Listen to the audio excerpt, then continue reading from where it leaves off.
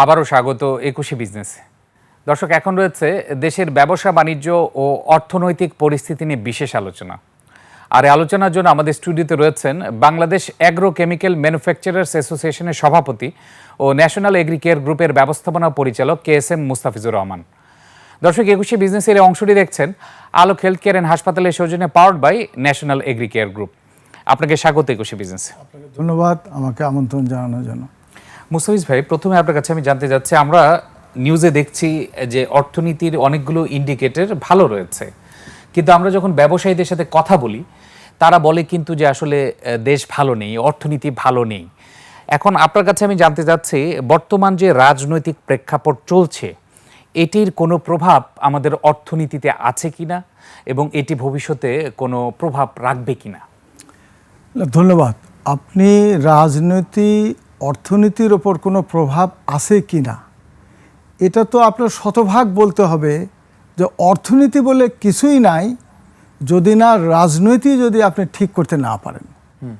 অর্থাৎ রাজনৈতিক নেতৃবৃন্দ, বিশেষ করে যারা ক্ষমতায় থাকে, যারা ক্যাবিনেটে থাকে, তারা দেশের অর্থনীতিটা তারা সাজাবে।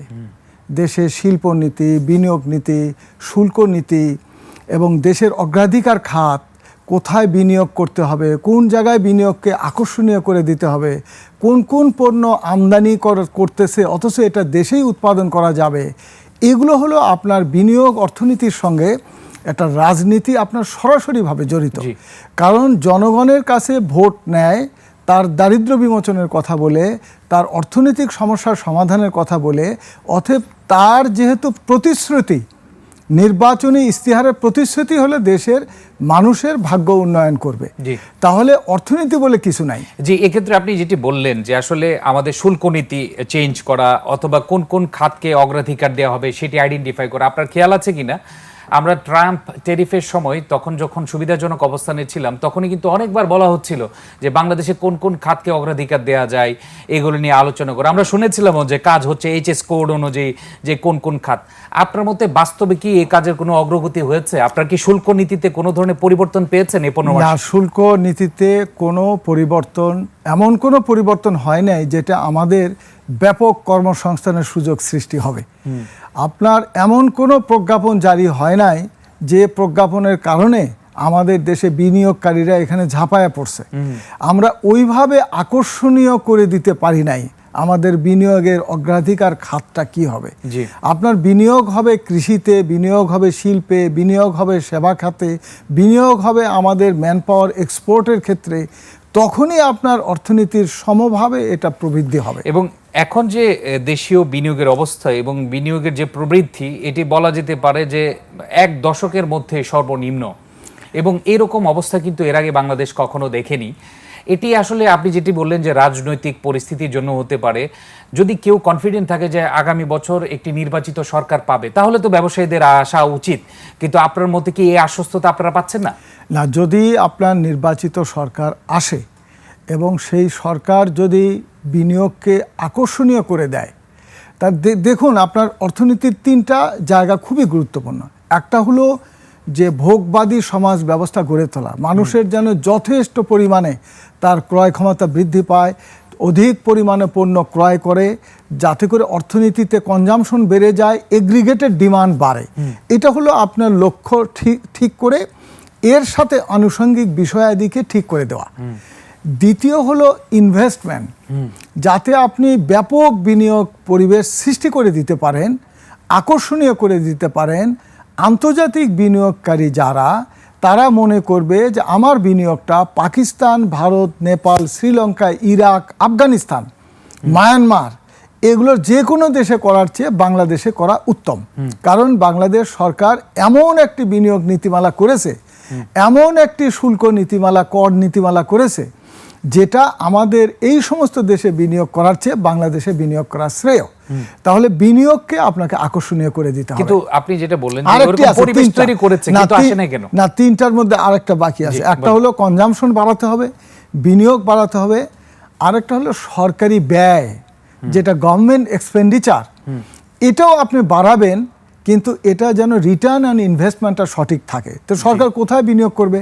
সরকার কোনো ব্যবসা বাণিজ্য আমদানি এগুলোতে বিনিয়োগ করবে মেগা না। প্রজেক্টে বিনিয়োগ করবে না, মেগা দেশে প্রজেক্টে বিনিয়োগ অবকাঠামোতে করবে, বিনিয়োগ করবে। যেটা সরকারের বিনিয়োগটা গুরুত্বপূর্ণ বিনিয়োগ হলো শিক্ষা এবং স্বাস্থ্য খাতে, যেটা আপনার শিক্ষা জাতির মেরুদণ্ড, আমরা হলো পড়ে আসছি, তাহলে তার প্রমাণ দিতে হবে আপনার এডুকেশনটা যাতে বিশ্বমানের শিক্ষা হয়, আমাদের দেশে বহির্বিশ্বের ছাত্ররা যাতে আমাদের দেশে পড়ে, তার পাঠ্যক্রম গবেষণা এবং একাডেমি এবং ইন্ডাস্ট্রির মধ্যে সমন্বয় করে দিয়ে যাতে বিনিয়োগের সঙ্গে এটা সংশ্লিষ্ট হয়। স্বাস্থ্য খাত, আমাদের দেশের মানুষের গড় আয়ু যে জায়গায় আছে, পৃথিবীর বহু দেশ আছে আমাদের দেশের চেয়ে গড় আয়ু 10 বছর 15 বছর বেশি।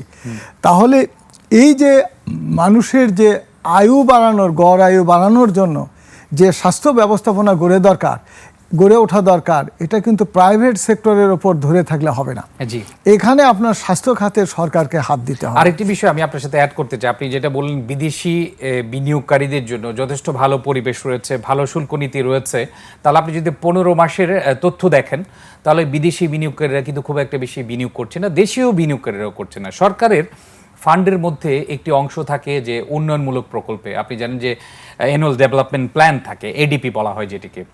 এক্ষেত্রে সরকার কি অবকাঠামো খাতে যথেষ্ট অগ্রগতি করতে পেরেছে?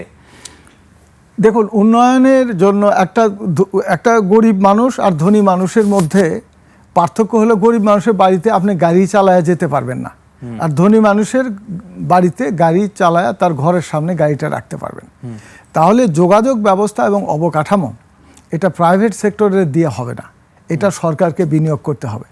আবার যদি আপনি ভুল বিনিয়োগ করেন, যেমন বাংলাদেশে যে 3rd টার্মিনাল এয়ারপোর্ট বানানো হয়েছে, আপনি এয়ারপোর্ট একটা বানাইছেন বিশ্বমানের, কিন্তু আপনি নতুন কোনো রানওয়ে করেন নাই, তাহলে এই যে অপচয়, আপনি 20-22 হাজার 23 হাজার কোটি টাকা একটা বিনিয়োগ করেছেন, সেই বিনিয়োগ তো আপনার রিটার্ন দেবে না। এটা আপনি 2 বছর হলে আপনি এটা চালু করতে পারছেন না। তাহলে এই যে ব্যাড ইনভেস্টমেন্ট গভর্নমেন্টের, সেই কারণে গভর্নমেন্টের এক্সপেন্ডিচারটা, আপনি জিডিপির প্রায় 5-6% সরকার বিনিয়োগ করে। এই 5-6% অর্থ দ্বারা যদি ওটার যদি ন্যাশনাল ইকোনমিতে জিডিপিতে যদি না যায়, তাহলে এটা কে দেখবে বলেন? এই প্রকল্পের অনুমোদনটা দিল কে? যিনি একটা রানওয়ে ছাড়া একটা এয়ারপোর্ট বানালো। এই এয়ারপোর্টটা আমরা এখানে না করে যদি আমরা দ্বিতীয় তৃতীয় কোনো জায়গায় করতাম, ওই অঞ্চলের উন্নয়ন হতো, আমাদের দেশে আরেকটা ইন্টারন্যাশনাল এয়ারপোর্ট হতো, সেটা ছিল হলো সঠিক সিদ্ধান্ত। তাহলে গভর্নমেন্টের এক্সপেন্ডিচারটা এটা নিয়ন্ত্রণ করা, আপনি গভর্নমেন্টের এক্সপেন্ডিচার বাড়ান, অসুবিধা নেই, কিন্তু আপনার সঠিক খাতে বাড়ান। জি, সঠিকভাবে বাড়াতে হবে। এই ক্ষেত্রে আপনার শুল্ক নীতি নিয়ে কথা বলছিলেন এবং আপনি কিছু খাতের কথা বলছিলেন যে কোন কোন খাতে আসলে বেশি বরাদ্দ করা যায়, বেশি ইনসেনটিভ দেওয়া যায়, সেগুলো নিয়ে আলোচনা করছিলেন।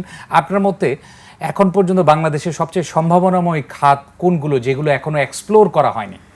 আপনি যদি সম্ভাবনাময় খাত বলেন, আগামী 10 বছরকে টার্গেট করে, 20 বছরকে টার্গেট করে, তাহলে প্রথমে বলতে হবে ট্যুরিজম ইন্ডাস্ট্রি, যেখানে আমার ফ্যাক্টরি করতে হবে না, যেখানে আমার ইনভেন্টরি কাউন্ট করতে হবে না, মানুষের ক্রয় ক্ষমতা বৃদ্ধি করলে এবং আন্তর্জাতিক যারা ট্যুরিস্ট, যারা পর্যটন পিপাসু মানুষ, তাদেরকে প্রাকৃতিক সৌন্দর্যের কাছে নিয়ে যেয়ে শুধু অবকাঠামো নির্মাণ এবং প্রাইভেট সেক্টরকে এটা যদি আকর্ষণীয় করে দেয়, তাহলে এটা হতে পারে আগামী 20 বছর 10 বছর অর্থনীতির একটা প্রধান জায়গা। যেমনটি শ্রীলঙ্কা করেছে। শ্রীলঙ্কা যেখান থেকে একটা ব্যাংকক্রাফট নেশন ঘুরে দাঁড়ালো তার পর্যটন খাতকে ধরে।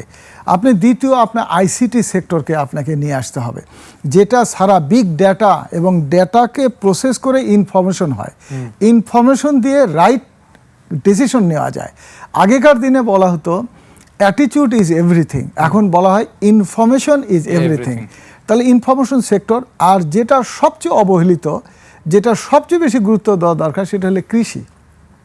কৃষির কিন্তু কৃষকের ভাগ্য কিন্তু কৃষক পরিবর্তন করতে পারবে না। কৃষকের পণ্যকে যখন আপনি প্রক্রিয়াজাত করার শিল্পে নিয়ে যাবেন, যখন আপনি ক্ষুদ্র শিল্প, মাঝারি শিল্প, কুটির শিল্প, এগুলোকে যখন আপনি গ্রামভিত্তিক নিয়ে যাবেন, তখন গ্রামীণ অর্থনীতিটা শক্তিশালী হবে, মানুষের ক্রয় ক্ষমতা বাড়বে, কনজামশন বাড়বে, অর্থনীতি বড় হবে।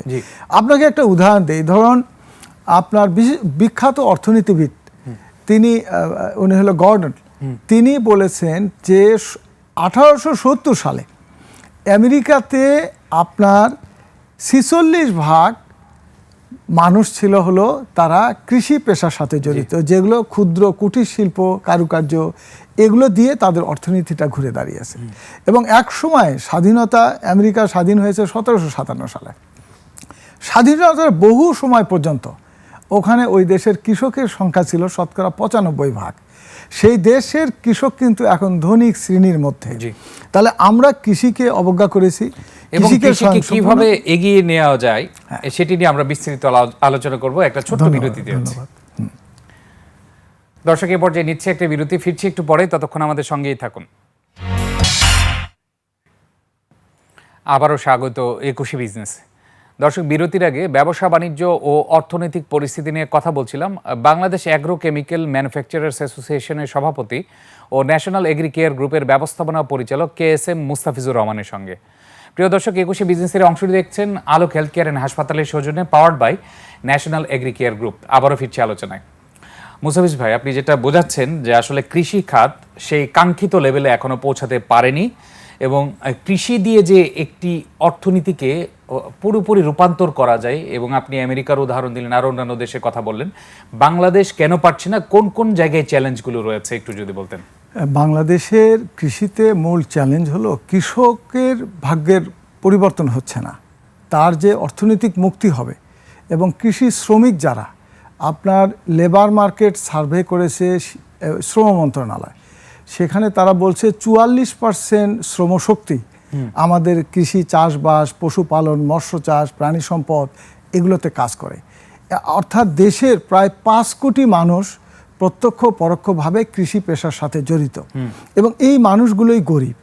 এই মানুষগুলো গরিব হওয়ার কারণে আমাদের গ্রামীণ অর্থনীতিটা আমরা অর্থনীতিতে শক্তিশালী করতে পারি না।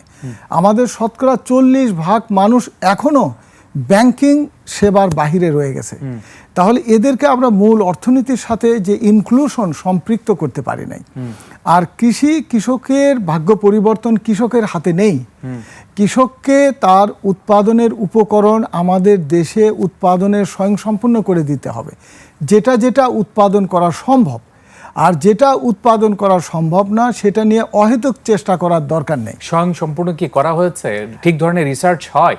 আসলে কৃষকদেরকে ওইভাবে ইনফরমেশন দিয়ে সহায়তা করা হয় না, কৃষকের স্বয়ংসম্পূর্ণ করতে পারেনি। যেমন ধরুন, আমরা ফসফেটিক ফার্টিলাইজার, আমরা রক ফসফেট বিদেশ থেকে আমদানি করে নিয়ে আসি, আন্তর্জাতিক বাজারের চেয়ে প্রায় দ্বিগুণ দামে আমরা এটা আমদানি করে আনি। এই ক্ষেত্রে শুল্ক আর কত? এটা যে রক ফসফেট সরকার কেনে, বেসরকারি খাতে এটা হয় না। শুল্কর চেয়ে এটার যদি স্পেসিফিকেশন, একটু কারিগরি কথা হয়ে গেল, যদি আমরা যে স্পেসিফিকেশনে ক্রয় করা হয় ওই স্পেসিফিকেশনটা যদি চেঞ্জ করে দেওয়া যায়, তাহলে আপনার পৃথিবীর অনেক দেশ বাংলাদেশে এই রক ফসফেট দেওয়ার ক্ষমতা থাকবে। তখন আপনার আমাদের দেশে টিএসপি ফার্টিলাইজার, এমওপি ফার্টিলাইজার, ড্যাপ যেটা ডাইঅ্যামোনিয়াম ফসফেটিক ফার্টিলাইজার, এগুলো আমরা এখানে অনেক কম মূল্যে উৎপাদন করতে পারি। তাহলে একটু টুইকিং করলে, একটু যদি শিথিলতা আনে, তাহলে কিন্তু আসলে কৃষকরা আরো বেশি ধরনের সরবরাহ ব্যবস্থা পাচ্ছে এবং কম মূল্যে পাচ্ছে, এবং গভর্নমেন্টের ভর্তুকিও এখানে দিতে হবে না। তাহলে কেন করছে? আর ভর্তুকি যখন আপনি দেবেন একটা ইন্ডাস্ট্রিতে, সরকার যখন ভর্তুকি দেয়, তখন বিনিয়োগকারীরা সরকারের সঙ্গে এই লাভ লসের হিসাব করার জন্য বিনিয়োগ করতে আসবে না বলেই দেখেন 54 বছরে বাংলাদেশে এখানে কোনো টিএসপির বিদেশি কোনো বিনিয়োগকারী এখানে আসতে দেয় নাই বা আসে নাই। আর এই ক্ষেত্রে আধুনিক প্রযুক্তির ব্যবহার হচ্ছে কিনা? আধুনিক প্রযুক্তি, আমদানি করা জিনিসের আপনার আধুনিক প্রযুক্তি হয়েছে কি হয় না এটা ভাবারই তো অবকাশ নাই। কিন্তু বিশ্ববিদ্যালয়গুলোতে যেগুলো কারিগরি বিশ্ববিদ্যালয়, বিশেষ করে সায়েন্স অ্যান্ড টেকনোলজি ইউনিভার্সিটির কেমিক্যাল ইঞ্জিনিয়ারিং ডিপার্টমেন্টের কাজ আছে, তার সঙ্গে ইন্ডাস্ট্রি এবং একাডেমিয়া বাজেট দিয়ে, প্রকল্প দিয়ে এগুলোর সমাধান আমাদের দেশে করতে হবে। জি, আপনি খুব ফোকাস দিয়ে বলেছেন যে আমদানি করে আমরা করছি, সেই ক্ষেত্রে আসলে প্রযুক্তির ব্যবহারের প্রশ্ন আসে না। এখন আসি যে আসলে কেন আমরা আমদানি নির্ভর? আমাদের ক্ষেত্রে কি কৃষি ক্ষেত্রে কোনো কাঁচামাল কি নেই, অথবা আমদানির ক্ষেত্রেও কি আমরা শুল্কর ক্ষেত্রে কোনো ছাড় পাচ্ছি কিনা, নাকি বেশি শুল্ক দিতে হচ্ছে? এটা তো ধরেন এক একটার ক্ষেত্রে এক এক রকম হচ্ছে। যেমন ধরুন কৃষিতে যদি আপনার কীটনাশকের কথা বলেন, আমি যেহেতু এইটার উৎপাদনকারী সমিতির সভাপতি, এখানে সরকার প্রায় 22 জনকে এখানে উৎপাদনের অনুমোদন দিয়েছে। আমরা র মেটেরিয়াল, যেটা অ্যাক্টিভ ইনগ্রেডিয়েন্ট বলে, অর্থাৎ যার ভেতরে কীটনাশক গুণ সম্পন্ন উপাদান যেটা, সেটা আমরা সলিড কনসেন্ট্রেটেড ধরেন 99% পিওর জিনিস আমরা বাংলাদেশে আমদানি করে নিয়ে এসে ওর সাথে সহযোগী উপাদান যেগুলো আমাদের দেশেও পাওয়া যায় আবার আমদানি করেও সস্তায় আনা যায়, এগুলো আমরা যখন আমদানি করি সহযোগী কাঁচামাল এখানে 58% ডিউটি দিয়ে রাখছে। ওই সহযোগী উপাদান দিয়েই যারা আমদানিকারক আমদানি করছে তাদেরকে শুল্ক দেওয়া হয়েছে 5%, যাতে করে আমরা যে এক জাহাজ কাঁচামাল আনলে 300 জাহাজ আমরা বানাতে পারি, অর্থাৎ 299 জাহাজের আপনার জাহাজ ভাড়া দেশের বেঁচে যায় সরকারের বাসে, রাষ্ট্রের বাসে। সেটা দ্বারা যাতে এখানে কম দামে আমরা কম খরচে উৎপাদন করতে পারি সেই জন্য এর উপর 58% ডিউটি বাড়তি করে দেওয়া আছে। তাহলে এই চ্যালেঞ্জগুলো আমি সামগ্রিকভাবে, আর 2 মিনিট সময় আছে, আপনার কাছে জানতে যাচ্ছি যে এত বছর যাবত এটি যেহেতু বাস্তবায়ন হয়নি, কোনো ধরনের শিথিলতা পায়নি অথবা সাপোর্ট পায়নি, কেন? কারণটি যদি বলতেন তারপর আমরা বুঝতে পারবো সমাধান। আমরা কারণের চেয়ে আমরা বলবো সমাধান প্রায় হয়ে গেছে। বাণিজ্য মন্ত্রণালয় আন্তঃ মন্ত্রণালয় মিটিং করে একমত হয়েছে যে এটা সমাধান দরকার। মাননীয় প্রধান উপদেষ্টার কাছে আমরা আবেদন করেছিলাম, তার যে বিশেষ দূত যিনি আছেন জনাব লুৎফি সিদ্দিকী, উনি এটা অবহিত আছেন। উনি আবার মাননীয় ডেপুটি অ্যাডভাইজার অর্থ মন্ত্রণালয়ে ডক্টর আনিসুজ্জামান বিষয়টা খুব গুরুত্ব সহকারে নিয়েছে। তিনি খুব সম্প্রতি একটি মিটিংয়ের জন্য হওয়ার জন্য আমাদের চিঠি দিয়েছেন। আমার মনে হচ্ছে যে এই মিটিংয়ে বাণিজ্য মন্ত্রণালয়ে গৃহীত সিদ্ধান্ত এবং অর্থ মন্ত্রণালয়ে গৃহীত সিদ্ধান্ত এবং কৃষি মন্ত্রণালয় যদি সহযোগিতা করে তাহলে এই সমস্যার সমাধান হয়ে যাবে। এক্ষেত্রে এলডিসি গ্র্যাজুয়েশনে এই বিষয়টি আমাদের কিছুটা সাহায্য করবে কিনা সংক্ষিপ্তভাবে? এলডিসি গ্র্যাজুয়েশনের আগেই আমাদের এগুলোকে এখানে উৎপাদনের ব্যবস্থা করতে হবে, না হলে আমরা কৃষি খাত আমাদের অনেক বিপদে পড়বে, ঔষধ খাত বিপদে পড়বে, গার্মেন্টস সেক্টর বিপদে পড়বে। আমাদের সক্ষমতা তৈরি করার জন্য আপনার অ্যাগ্রোকেমিক্যালস দ্রুত মিটিং করে ফোর্স লাইসেন্সিং বলে আইনেই একটি কথা আছে, বাধ্যতামূলক লাইসেন্স আমরা যারা আগ্রহী আছি প্যাটেন্ট প্রোডাক্ট এখানে বানানোর, এগুলোকে লাইসেন্স দিয়ে দিতে হবে। তাহলেই কৃষক বেঁচে যাবে, দেশ বেঁচে যাবে। কৃষক বাঁচার পাশাপাশি, দেশ বাঁচার পাশাপাশি আমরা এলডিসি গ্র্যাজুয়েশন নিয়ে যে ভয়টা পাচ্ছি সেটা কি রিকভার করা সম্ভব?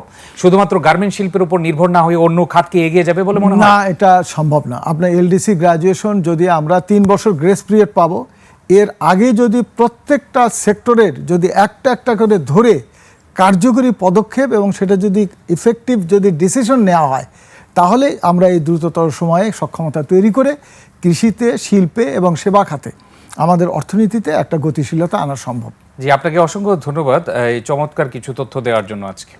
ধন্যবাদ আপনাকে, দর্শক শ্রোতা যারা শুনলেন তাদেরকে ধন্যবাদ। দর্শক, এতক্ষণ দেশের ব্যবসা বাণিজ্য ও অর্থনৈতিক পরিস্থিতি, নানা দিক ও করণীয় নিয়ে কথা বলছিলেন বাংলাদেশ অ্যাগ্রো কেমিক্যাল ম্যানুফ্যাকচারার্স অ্যাসোসিয়েশনের সভাপতি ও ন্যাশনাল এগ্রিকেয়ার গ্রুপের ব্যবস্থাপনা পরিচালক KSM মুস্তাফিজুর রহমান। দর্শক, নিচ্ছে একটা বিরতি। দুপুর 2টা 30 মিনিটে আবারও ফিরে আসবো 21শে বিজনেসে। দেখার আমন্ত্রণ রইল, 21শে সঙ্গেই থাকুন।